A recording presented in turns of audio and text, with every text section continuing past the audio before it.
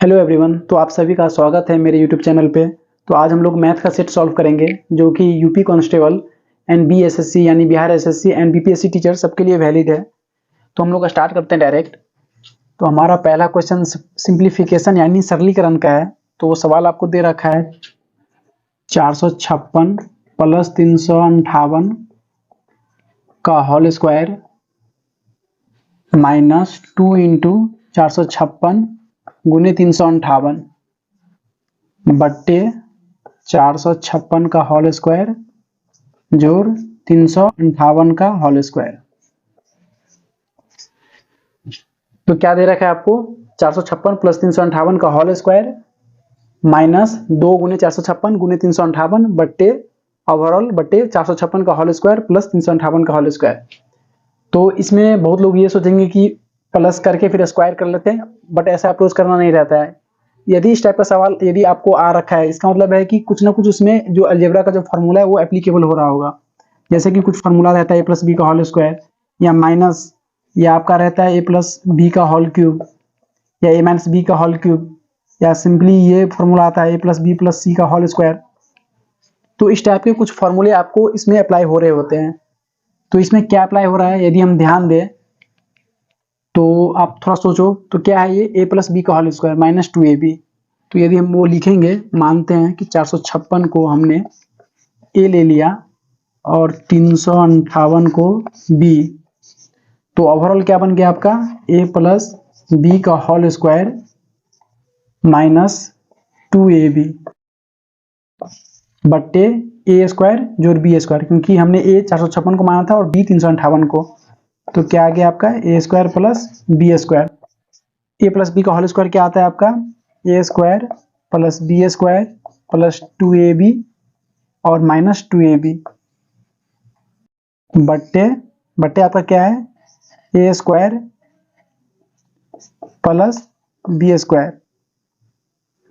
तो यहाँ पे आप देखो तो plus 2ab minus 2ab cut गया और ए प्लस बी का होल स्क्वायर और प्लस ऊपर में ए प्लस बी का होल स्क्वायर बचा। तो ओवरऑल क्या मान आ गया 1, यानी हमें नंबर को यूज करने का जरूरत भी नहीं पड़ा। यहीं से हम लोगों ने निकाल लिया सिंपली आंसर 1।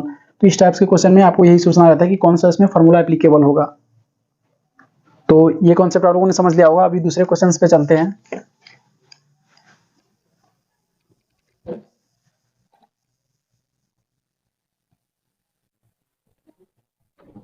हमारा दूसरा क्वेश्चन रैखिक समीकरण का है। तो क्वेश्चन में आपको दे रखा है 9x माइनस 4y बराबर 14 और दूसरा आपका इक्वेशन दे रखा है 7x माइनस 3y बराबर 11। तो आपने 9th 10th में पढ़ा हुआ इस टाइप से क्वेश्चन को कैसे सॉल्व करते हैं, या तो x का कोफिशिएंट या तो y का कोफिशिएंट को हम बराबर करते हैं। ये इक्वेशन आपका 1 है, ये इक्वेशन आपका दूसरा है। कैसे बराबर कर सकते हैं, या तो x का बराबर कर सकते हैं या तो y का कोफिशिएंट। तो y का बराबर करते हैं। तो 4 और 3 है, इसका मतलब है कि यदि पहले में 3 से गुना करें तो 12 आ जाएगा और नीचे 4 से गुना करें तो भी 12 आ जाएगा। तो इसका मतलब है कि सॉल्व फिर कर सकते हैं। तो पहला इक्वेशन को यदि 3 से मल्टीप्लाई करेंगे तो क्या आएगा 27x माइनस 12y बराबर 42। 4 से यदि मल्टीप्लाई करें दूसरे इक्वेशन में तो क्या आएगा आपका 28x माइनस 12y बराबर 44। राइट, यहाँ तक तो कोई दिक्कत नहीं होगा। इसको सॉल्व करेंगे, क्या है साइन को हम चेंज करेंगे तो क्या है प्लस का ये जो प्लस है वो आपका माइनस हो जाएगा, माइनस प्लस में, और ये जो प्लस है आपका वो माइनस में। तो माइनस 12y और प्लस 12y ये आपका कट जाएगा। तो ये यहाँ से क्या आ जाएगा 27x घट्टे 28x यानी ओवरऑल माइनस x बराबर 42 माइनस 44 क्या आ जाएगा आपका माइनस 2। तो माइनस माइनस कट गया यानी x का मान आपका आ गया ओवरऑल 2। और ये x का मान यदि हम पहले इक्वेशन में डाल दे तो हमारा y का मान आ जाएगा। तो y का मान निकालते हैं, कैसे आएगा 9 गुने 2 माइनस 4y बराबर 14। तो माइनस 4y बराबर क्या आ जाएगा 14, ये 18 आया, 14 माइनस 18 यानी कि माइनस 4। तो माइनस से माइनस कट गया तो y बराबर क्या आएगा आपका 4/4 यानी कि 1। तो x का मान 2 आ गया और y का मान 1 आ गया। आप इसको क्रॉस चेक भी कर सकते हो बैठा के। तो यदि हम x का मान 2 रखें तो क्या आएगा 9 दूना 18, y का मान 1 रखे तो 4 4 का 4 यानी 18 माइनस 4 क्या आ रहा है 14। इसका मतलब है कि हमारा जो आंसर आ रहा है वो सही है। तो इस टाइप से क्वेश्चन सॉल्व करते हैं हम रैखिक समीकरण का। ये आप लोगों को आसान लगा होगा क्योंकि आप लोगों ने 9th एंड 10th में बहुत सारे क्वेश्चन किए होंगे, राइट। तो अभी हम फिर थोड़ा सा डिफिकल्ट क्वेश्चंस लेते हैं। एक डिफिकल्ट नहीं है बट वो थोड़ा है कि आपको थोड़ा परेशान कर सकता है इस टाइप का क्वेश्चंस। तो एक क्वेश्चंस आपको दे रखा है जिसमें 4 नंबर दे रखा है आपको। क्या दे रखा है 4 नंबर। तो कौन कौन सा 4 नंबर है 27, 225 और एक है आपका 33, 489, एक आपका दे रखा है 31, 425 और चौथा दे रखा है आपका 15, 625। तो ये 4 नंबर दे रखा है 27,225, 33,489, 31,485 और 15,625। तो आपसे पूछ रहा है कि कौन सा पूर्ण वर्ग नहीं है, यानी जो इसका जो वर्गमूल जो निकालेंगे वो प्राकृतिक संख्या नहीं आएगा या तो दशमलव में निकलेगा। तो वो हमें फाइंड करना है कि कौन सा संख्या इसमें से पूर्ण वर्ग नहीं है। तो इस टाइप के क्वेश्चन में क्या करना पड़ेगा आपको, सब सारे का सारा सबको वर्गमूल करना पड़ेगा। यदि वो नंबर आ रहा है तो इसका मतलब है कि वो पूर्ण रूप से वो वर्ग था, अन्यथा यदि पॉइंट दशमलव में आ रहा है इसका मतलब वो आंसर हो जाएगा। तो इसको सॉल्व करेंगे हम लोग। तो इसको कैसे सॉल्व करते हैं, आपको वर्गमूल निकालने आता होगा। कैसे निकालते हैं, जैसे कि 27,225 का निकाले तो आप लोगों ने बचपन में पढ़ा होगा कैसे वर्गमूल निकालते हैं। तो अंतिम से हम लोग जोड़ा बनाते हैं 2 2 का और अंत में जो बच गया 100, तो अंत में एक ही नंबर बचा। तो अब इसको सॉल्व करेंगे तो 2 के लिए क्या आएगा 1 आएगा, बिकॉज यदि 2 यहाँ पे ले तो 2 दूना 4 आ जाएगा जो कि 2 से ज्यादा है। तो यहाँ पे हमको 1 ही लेना पड़ेगा और एक को मल्टीप्लाई करेंगे तो 1 आया आपका। और जो 1 हमने वहां पे लिखा वो नीचे भी लिखना पड़ता है, उसको फिर जोड़ दिए 2 2 माइनस 1 कितना आ गया 1। अब क्या आएगा जोड़ा एक साथ आएगा, जबकि नॉर्मल भाग में आपने क्या देखा होगा कि 1 नंबर आता है, बट इस वर्गमूल में जब वर्गमूल करते हैं तो 2 नंबर आपका एक साथ आता है। तो 1 पर क्या आ जाएगा 72। फिर यहाँ पे अब क्या आएगा आपका, यदि 5 ले तो क्या 25 पंचे 125, तो हम 6 पर चेक करेंगे तो 6 पर कितना आएगा आपका 156। तो हम एक बार 27 पे भी चेक करके देख लेंगे। 27 जो नंबर हम वहां पे लिख रहे हैं वो भी नीचे भी लिखना रहता है, वर्गमूल का ये नियम रहता है। तो 7 से गुना करेंगे तो क्या आएगा 189 जो कि 172 से ज्यादा है, इसका मतलब हमें 6 ही लेना पड़ेगा। और ये 6 हमने लिया तो वही 6 नीचे भी लिखना पड़ेगा और वो 6 हमें भागफल में भी लिखना पड़ेगा। तो 26 को 6 से गुना करेंगे तो कितना आया था हमारा 156। तो ये शेषफल कितना आएगा आपका 16 और फिर ये 25 आ जाएगा, जो जोड़ा था वो एक साथ आ जाएगा। और फिर वो इसको ऐड करेंगे क्या आएगा 26 6 32। और यदि यहाँ पे 5 ले तो यहाँ भी 5 लेना पड़ेगा। तो यदि आप 325 को 5 से गुना करो तो वो क्या आ जाएगा 1625। आप लोग गुना करके देख सकते हो। तो ये कट गया, मतलब पूर्ण रूप से कट गया। और इसका जो ऐड करेंगे क्या आएगा 330। हमारा कैलकुलेशन सही है कि नहीं वर्गमूल का, तो इसका क्रॉस चेक कैसे करते हैं, यदि इस नंबर का यदि वो डबल है यहाँ पे तो इसका मतलब है कि हमने जो कैलकुलेशन किया वो सही है। तो 165 का यदि 2 से गुना करे तो वो 330 आता है, इसका मतलब है कि हमारा कैलकुलेशन सही है। और चूंकि यहाँ पे भागफल शेषफल कुछ बचा नहीं, इसका मतलब है कि वो पूर्ण वर्ग है। और पूर्ण वर्ग किसका है तो वो 165 का। तो इसका मतलब है कि ये तो आंसर नहीं होगा। अब हम आगे चलते हैं। तो 1 का तो देख लिया हमने, इसी तरीके से सारे नंबर का निकाल के देखेंगे। अब इसमें आपका लक है, यदि पहला ही ऑप्शन आ गया जो कि वर्ग नहीं था तो वही आंसर दे देते। तो अभी हम ये इस पे देखेंगे 33,489 पे। तो इसका यदि पूर्ण वर्गमूल निकाले तो जोड़ा बनाएंगे 89 का, फिर 34 का, फिर 3 अकेले में आएगा। तो अभी भी 1 ही आएगा क्योंकि 2 दूना 4 से तो कम है। तो 1 शेषफल 2 बचा, फिर 34 एक साथ आएगा। और वो जो 1 हमने यहाँ पे लिया वही 1 नीचे भी आएगा और उसका जोड़ देंगे तो 2। अब यहाँ पे क्या आ सकता है, यदि 8 ले तो क्या आएगा 224। 9 लेने से काफी ज्यादा आ जाएगा, तो इसका मतलब है कि 8 ही लेना पड़ेगा हमें। तो 8 हमने लिया तो क्या आ जाएगा आपका 224, यानी कि शेषफल बचा 10। 10 पे आपका क्या आएगा 89 और 28 8 क्या हो गया 36। इसमें हम लोग यदि 3 ले क्या ले सकते हैं, 3 पे चेक करते हैं। तो 3 पे क्या आएगा आपका 3 तिया 9 और 36 तिया 108। अच्छा जो 8 हमने यहाँ पे लिया था वो 8 यहाँ भी लेना पड़ेगा, और जो अभी 3 ले रहे हैं वो 3 यहाँ भी लेना पड़ेगा, राइट। तो ये देखो यहाँ से तो शेषफल 0 आ गया, और अभी हम चेक नहीं कर पाए हैं कि वो पूर्ण वर्ग है कि नहीं। कैसे चेक करेंगे, तो इसको जोड़ेंगे, कितना आया 366, और 183 का ये दुगुना है, 183 का 2 से मल्टीप्लाई करो तो 366 आ रहा है।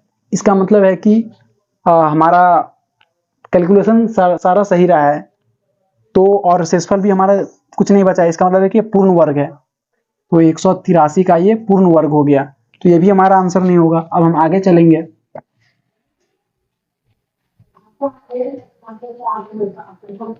आगे हम चले तो देखते हैं 31,425 का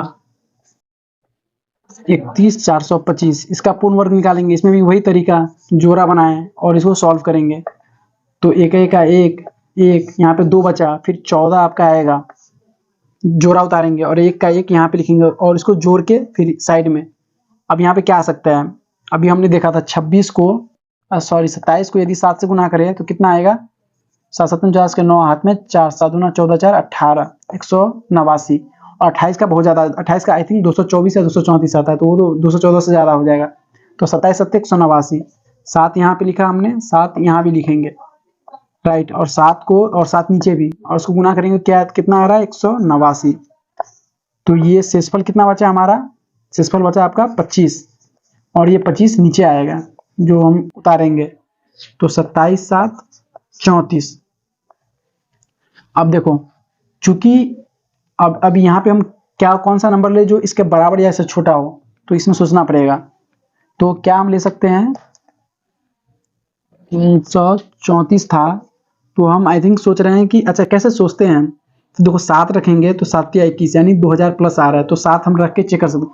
6 पे 6 3 18 ही आ रहा है, 7 या 21, 8 3 24, 8 यदि रखे तो 8 3 24, मतलब कि बहुत ज्यादा नजदीक हो सकता है, या इवन हो सकता है कि क्रॉस कर जाए। तो पहले 7 पे ही देखेंगे और फिर 8 पे भी देखेंगे।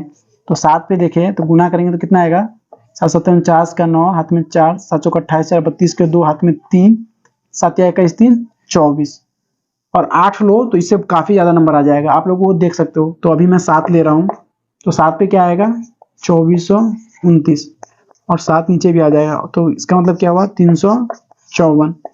और ये शेषफल बच रहा है, शेषफल कितना बच रहा है, तो 96।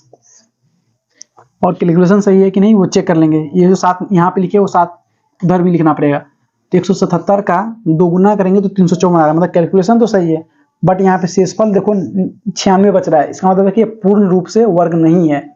यदि इसको वर्ग निकालेंगे तो दशमलव करके फिर 2 जीरो लिखना पड़ेगा, फिर वो आगे आएगा तो दशमलव में आएगा। इसका मतलब ये हमारा आंसर हो जाएगा।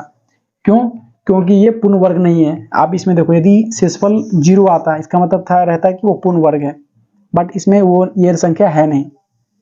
और इसका आप लोग इसका आप निकाल सकते हो, ये होमवर्क में आप ले लो, ये आप देखना। तो एक प्राकृतिक संख्या आएगा, कुछ एक नंबर आएगा जिसका वो वर्ग होगा, यानी ये पूर्ण रूप से वर्गमूल है वो, राइट। तो हमारा फाइनल आंसर हो गया 31,425, राइट। ठीक है, तो अभी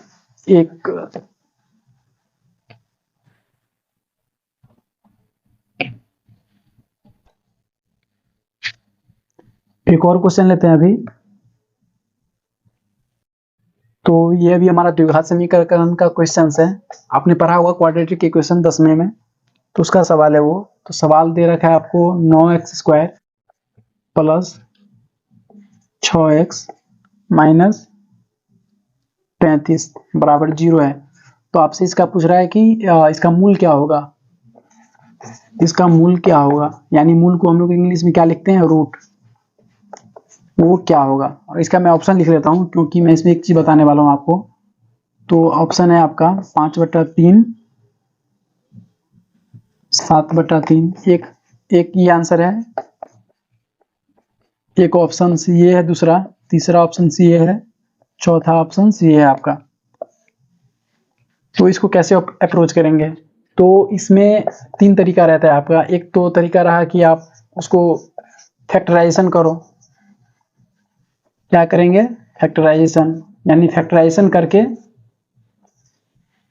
तो उस मेथड से यदि आप लोग कोशिश करोगे निकालने के लिए तो क्या हो सकता है उसमें लंबा जाएगा। क्यों लंबा जाएगा, क्योंकि ये पूर्ण वर्ग है नहीं।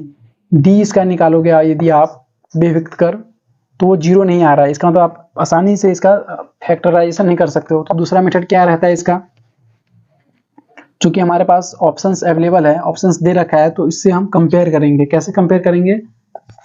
तो मूल का योग क्या होता है? मूल का योग मीन्स सम ऑफ रूट। तो सम ऑफ रूट क्या होता है? सम ऑफ रूट आपका फॉर्मूला होता है माइनस बी बट्टे ए। तो माइनस बी बट्टे ए का मान क्या आएगा आपका माइनस 6/9, यानी कि -2/3। और मूल का योग फॉर्मूला ये याद रखना पड़ेगा आपको, माइनस बी बटा ए होता है। उसी तरीके से मूलों का गुणनफल होता है आपका सी बट्टा ए। मतलब सी क्या है? -35 और बट्टे में 9, तो -35/9। तो यहाँ पे आप देखो तो क्या जाएगा, मूलों का गुणनफल आपका आया -35/9। अब हम ऑप्शन से जाएंगे। ऑप्शन से कैसे जाएंगे? तो देखो मूलों का योग क्या आ रहा है -2/3, और ये तो आपका 12 आ रहा है और ये -2 आ रहा है, तो ये दो ऑप्शन तो पहले चला गया। अब इस पे देखेंगे दो ऑप्शंस पे, तो ये आपका प्लस में ही आ रहा है दोनों। यदि प्लस प्लस नंबर है, पॉजिटिव नंबर है, तो इसका जोड़ भी पॉजिटिव ही आएगा, और ये जोड़ेंगे इसको तो कितना आएगा 5/3 जोड़ 7/3 यानी 12/3 बराबर 4। तो इसका मतलब है कि ये तो होगा नहीं।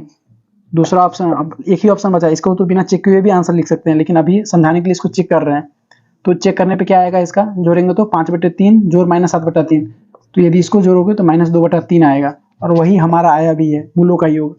और यदि इसका गुणनफल करें तो 5 7 35 और -35 और बट्टे में क्या आ जाएगा 3 × 3 यानी 9। इसका मतलब है कि सेकेंड ऑप्शन सही है। तो कभी कभी कुछ क्वेश्चंस आपको ऑप्शन के थ्रू भी जा सकते हो, वो आपका बेस्ट रहता है। तो ये नोट डाउन कर लो, फिर अगले क्वेश्चंस पे चलते हैं।